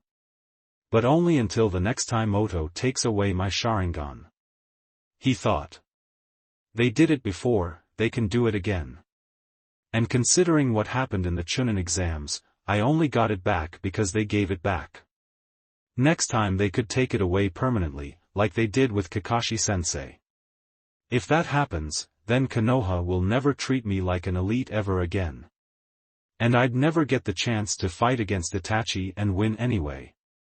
Sasuke's thoughts started to run away from him, and after a moment he sighed. Mom, I don't like what you're asking, but I don't want to lose you a second time. Me neither. She said just before pulling him into a hug. Sasuke tensed for a bit, but returned it. I'll go, just give me a moment to pack. Mikoto had to leave Sasuke for a bit, telling him that she was gathering her assistants who would be going to Oto with them. With Sasuke coming with her, her job as subsonic was essentially done. She had only agreed to spy on the village long enough to have this chance, and if Oto needed to spy on Konoha any further, Jiraiya could find a way. At the same time she tied a message to a falcon's leg and sent it off, sending a message to Orochimaru. So it's finally time. With those words, 3 of Subsonic's 4 underlings appeared. Flat, bass, and tenor. Mikoto nodded. Yes, my time in Konoha is officially over. Thank you all for your help. Whether you choose to remain or come with me, I will support you either way. I think I speak for all of us Subsonic when I say we're better off going with you. Have you heard who the new Hokage is? Flat replied. No, who? Are they a threat? Bass laughed. Hardly. They chose Ibiki Marino. Mikoto blinked. Ibiki? Why of all people him? They probably thought he'd be the most intimidating one since the village is on edge about enemies right now. Kakashi was considered an option, but due to the Yondaime turning his back on the village, his student pretty much lost all credibility here. Time's a wasting, let's go. Flat insisted. All of a sudden, dozens if not hundreds of sunbon needles shot out of the surrounding foliage, hitting all of them in non-lethal spots. Surprisingly, the only one not hit was Sasuke, but his expression showed he had no idea what was going on. Several umbu came out and swiftly tied up the hands and ankles of Mikoto and her subordinates, while Ibiki came out. So, there are more traitors to Konoha here. Trying to take a child with you? Haven't you taken enough from us already? How did you find out about them? Sasuke asked the newly appointed Hokage. Not important. What's important as far as you're concerned, boy, is if you were about to go along with them. Ibiki declared, looking at the young Uchiha as if he could make Sasuke crap his pants with just a look alone. So tell me, are you stupid enough to do that? Sasuke felt very put on the spot.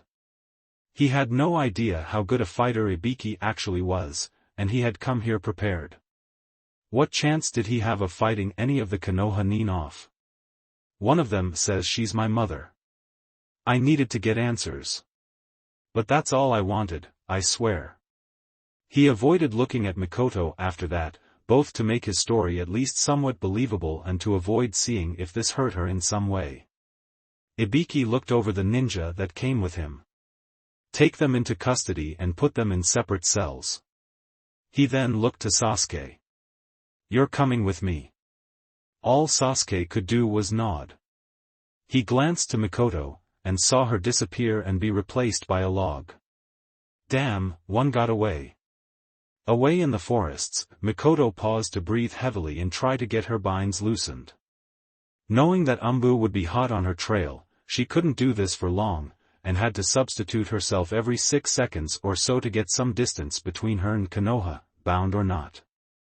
Fortunately, the substitution was Mikoto's best jutsu, so distance was not a problem for her. A few kilometers away from the Valley of the End, she finally managed to get free of the wire. Damn it, that went completely wrong. She muttered simply to express it. She glanced in the direction of Konoha. Just you wait, Leaf, I'm coming. Back, and this time I'm going on the offensive. Sasuke did not know how to feel at the moment, being confined to the Hokage's office. But he sure as hell didn't feel comfortable or particularly proud at the moment. Ibiki stood behind his desk looking out the window. "Do you know what you were doing, boy?" he asked, not facing the Uchiha Genin. "Have I committed a crime tonight?" Sasuke asked, testing the proverbial waters. "You were about to abandon the village with the aid of a traitor. That constitutes as a crime." Sasuke frowned. "That traitor is my mother." When we cornered you all, you said the traitor was merely claiming to be your mother. Now you speak as if you know for a fact it was her." "He's trying to bait me," Sasuke thought. "And you keep calling her a traitor yet aren't admitting to knowing her identity. So do you know who she is or don't you?" Ibiki very slightly smiled. It wasn't often he got a kid who was made of sterner stuff than the others. Good observation. But if the person in question is indeed Mikoto Uchiha, then they are indeed a traitor to Konoha. "Like the Yondaime?" Sasuke remarked. Ibiki lost his grin. "I can understand why he did what he did, but as a professional I cannot pardon such behavior. I cannot let those that break the law get away with it just because they can rationalize their crime. To do so is to admit the law is worthless." "So you're going to oppose the Yondaime merely because it's your job to?" Sasuke asked. "Yes," Ibiki answered, not sounding proud of it. "Just like it is your job to remain faithful to Konoha. And you were caught willing to break that. I am willing to offer leniency due to your age and the manipulation put on you by your mother, but only if you are willing to cooperate." Sasuke rolled his eyes. "Sorry to disappoint, but she didn't tell me anything about the Sound Village. Other than I wouldn't be a big shot there." "I find that believable," the scarred interrogator replied. Sasuke raised an eyebrow. "So then why are you keeping me here? What do you want from me?" "For now, time for you to really think about what you were about to do and realize your mistake. And give your mother a place to go when she comes back for you." "I'm bait," Sasuke realized. "And what makes you think she's coming back alone?" "I don't." Per orders, the subordinates of Subsonic were detained in 3 separate rooms. Once inside, they were unmasked.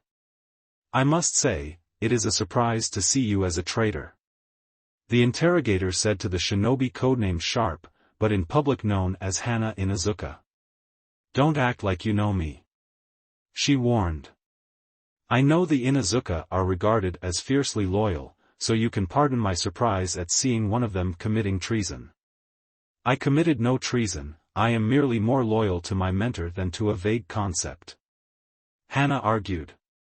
"Konoha is not a concept, child," the interrogator claimed.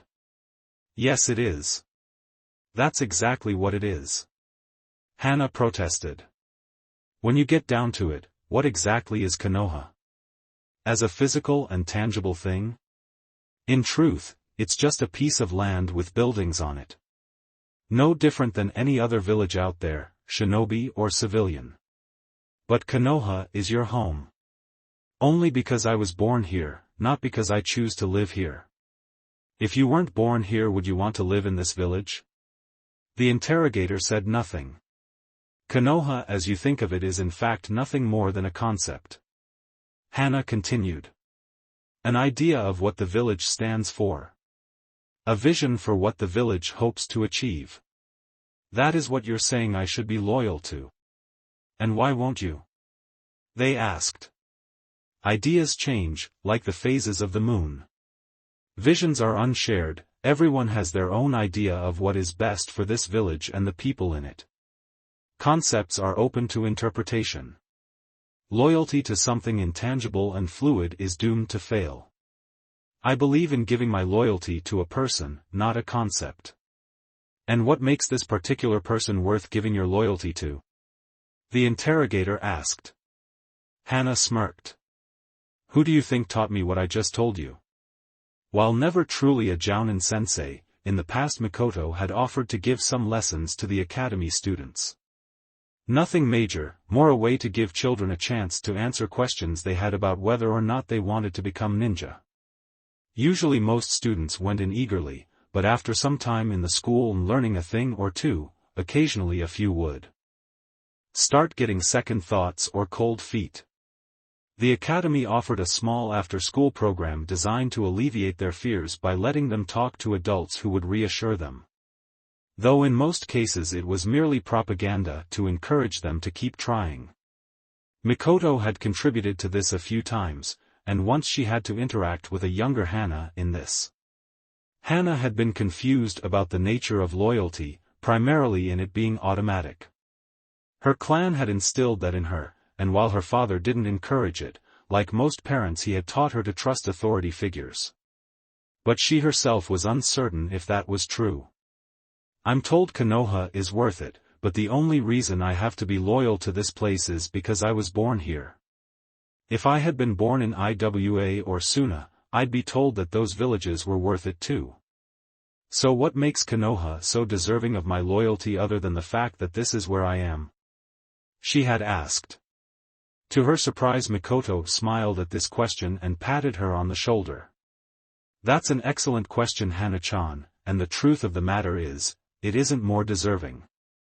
Konoha's future changes every day. How can you be loyal to something that's never the same thing 2 days in a row? I can't tell you what to do or believe, but if you ask me, you should put your trust in a person you can actually talk to. Since then Hana had nothing but respect for Mikoto, and she was greatly relieved when the Uchiha matriarch had revealed herself as alive after the massacre. Mikoto had explained everything. Where she had been, what she had learned, why she was back, and what she intended to do, but she needed help. Hana never considered telling her no. The interrogator crossed his arms. I suppose then a case could be made that you were brainwashed at a young age. Hana rolled her eyes. Of course, because heaven forbid someone make a choice of their own to disagree with you. Oh no, it has to be brainwashing. You better go with that angle if you know what's good for you, girl. Unless you want to tell your clan head that as their heiress you willingly chose to betray them and the village. If I wasn't willing, I wouldn't be here now, would I? She asked, making it clear she was unafraid and unashamed. In another room, another interrogator was speaking to the agent known as Base, better known as Irika Yumano. I must admit this is a surprise. Who would have suspected a teacher of being a traitor? I wasn't always, but let's just say my mind was open to new possibilities. Irika replied. And who exactly opened your mind? The interrogator asked. Your mother. Irika joked, resulting in a slap. The truth was Irika had originally been a true loyalist to Konoha, wishing to honor the village his parents had died for. Since he was never a stellar ninja himself, the best way to do that was to teach students and help them become the best they could be.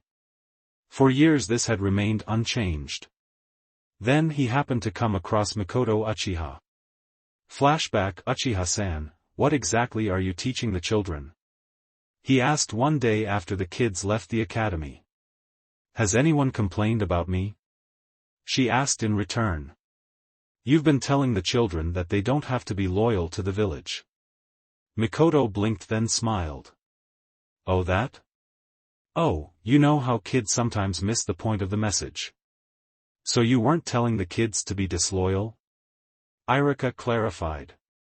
No, I was telling them to not be loyal by default. By default? Irika repeated, confused.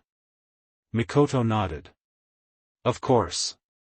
What, are you saying that our ninja should be loyal to whoever wears the Hokage hat simply because they wear the hat? Would you seriously have no problem if tomorrow someone like Danzu came into power? That's not the kind of thing kids should be thinking about. Irika stated. He had to admit she had a point, but he wasn't ready to concede his argument yet. So when is it okay for them to think about it? Mikoto challenged. When is it okay for them to ask if the people and system they're expected to swear undying loyalty to is worth serving and dying for? When is it okay for them to think for themselves? I'm not saying that kids shouldn't be able to think for themselves. Irika started. Mikoto leaned in. If you're saying I'm wrong for telling them it's okay to have standards, then yes you are. With that, she left, leaving the scarred Chunin to think things over. End flashback. While Irika didn't change overnight, that moment was the turning point for him. He had always had faith in the system, the ways of maintaining how ninja work in Konoha, and believed it worked because everyone knew their place within the system and didn't question it. Everyone had a job to do and it was their duty to do it to the best of their capabilities.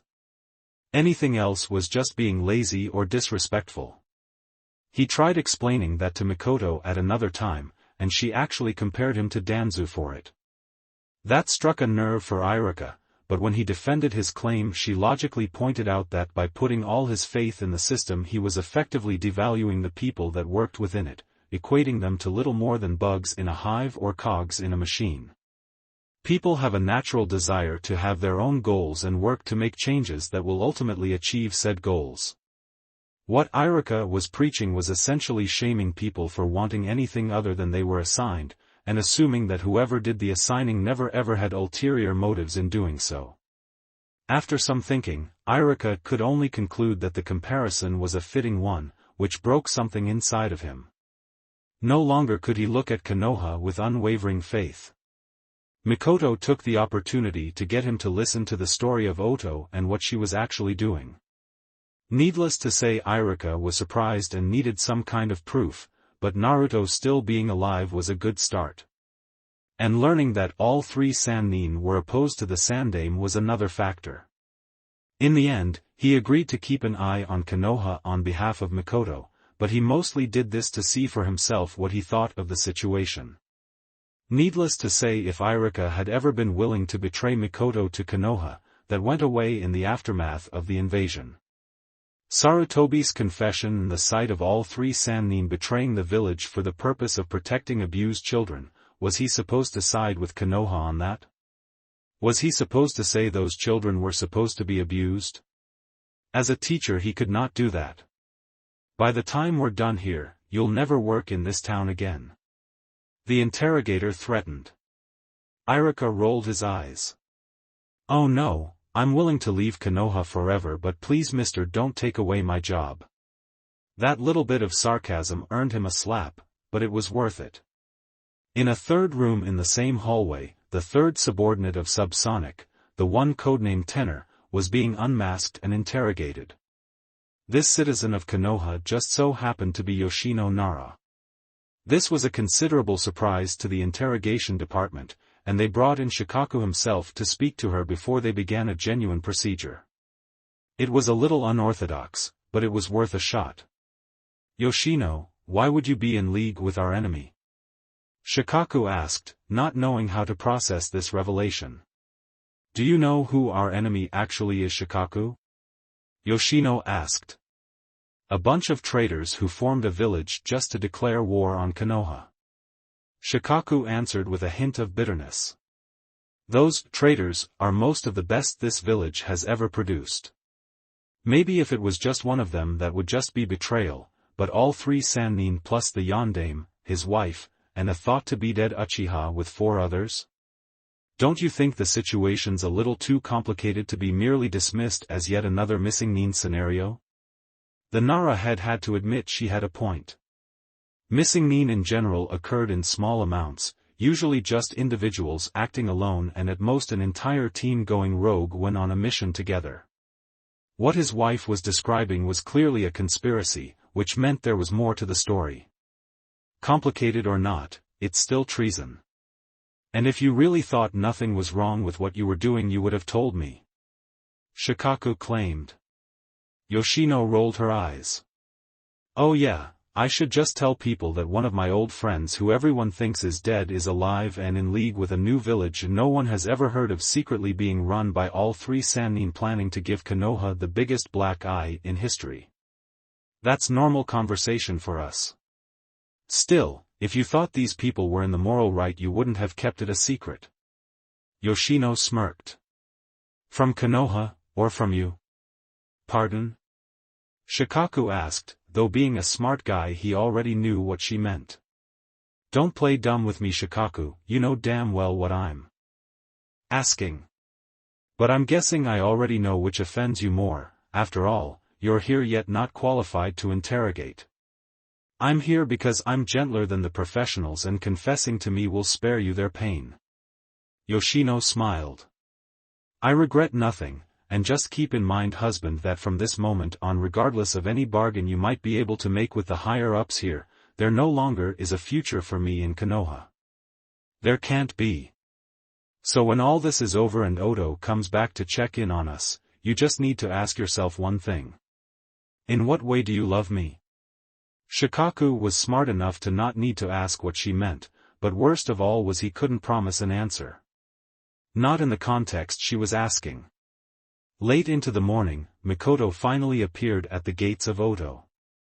Kidamaru found her breathing heavily and barely able to stand, as if she had been running a marathon even by Shinobi standards, and took her to the nearest clinic. It did not take long for Tsunade and Orochimaru to become informed that she had returned, alone. What happened? Orochimaru asked, well aware that Mikoto returning alone could only mean bad news. Ambushed.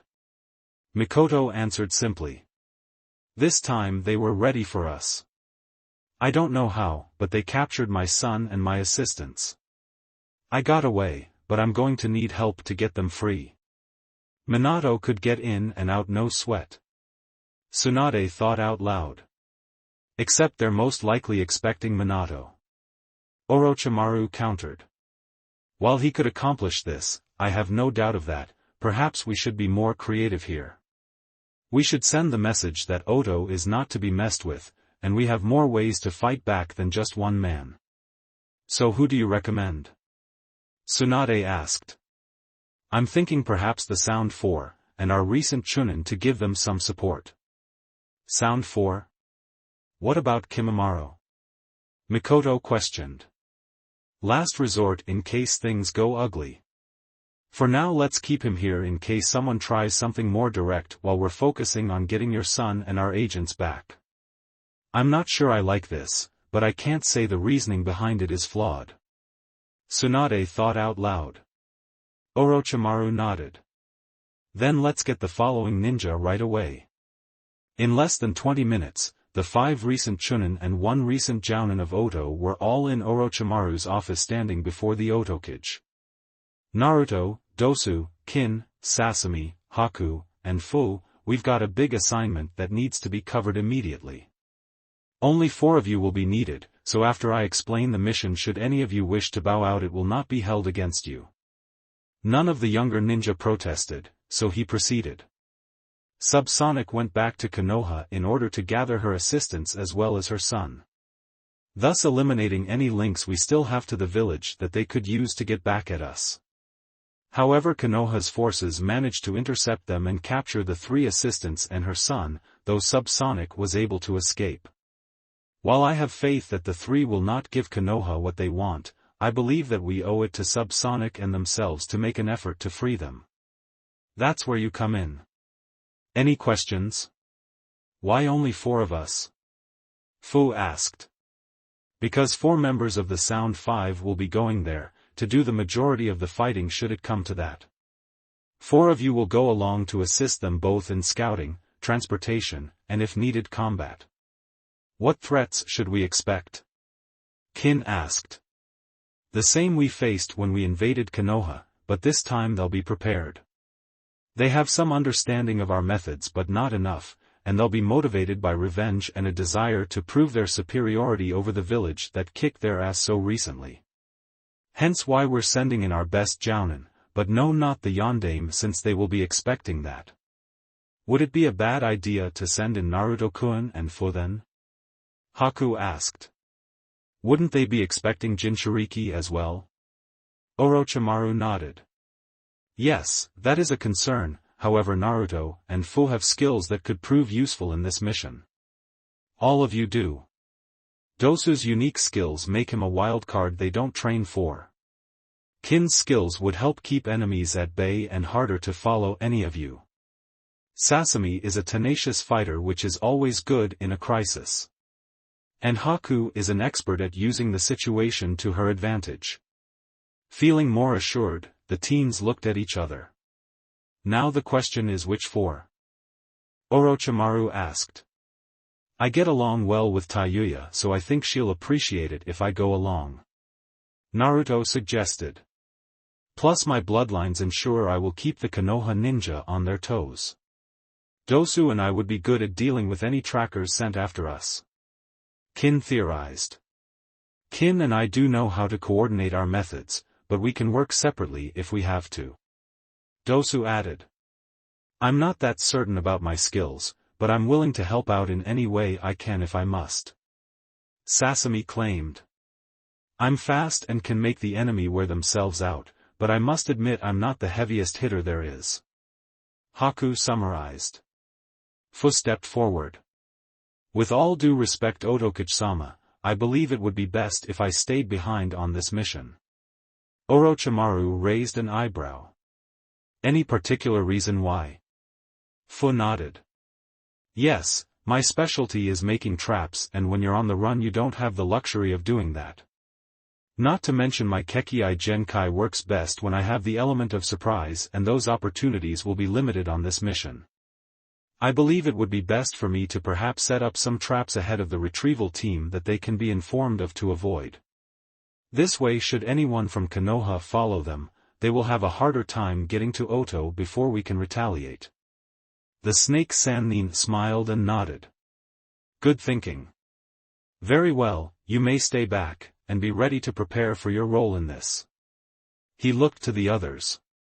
Anyone else wish to back out? The teens looked at each other, silently asking themselves that same question. After a bit, Haku stepped forward. If Fu will do that, I will stay back and help her. I am the fastest of us here and can alert the others before any traps they may unknowingly run into. Orochimaru nodded again. All right, you stay back as well. The rest of you go to the southern gate and wait for 4 of the Sound 5 to meet you there. Dismissed. All teens nodded and left the office, some more in a hurry than others. Thanks for watching. If you enjoyed this video, smash that like button and subscribe for more content. Support the original author by clicking their profile link in the pinned comment of the first video of this series. They deserve the love. Want early access and exclusive content? Join my Patreon community, link below. Your support fuels these videos. Drop a comment with your thoughts, and I'll catch you in the next video. Stay entertained, stay safe.